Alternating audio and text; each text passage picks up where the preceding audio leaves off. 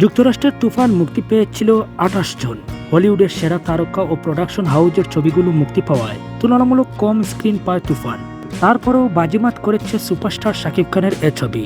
শুরু থেকে যুক্তরাষ্ট্রের হলগুলোতে প্রবাসী দর্শকদের ভিড় দেখা যাচ্ছে।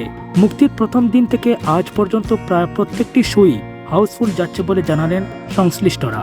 বাংলাদেশের সর্বোচ্চ সংখ্যক হলে তুফান হাউসফুল যাওয়ায় ৩ সপ্তাহে ৩৫ কোটি টাকার মতো আয় করেছে, যা এখনো চলমান।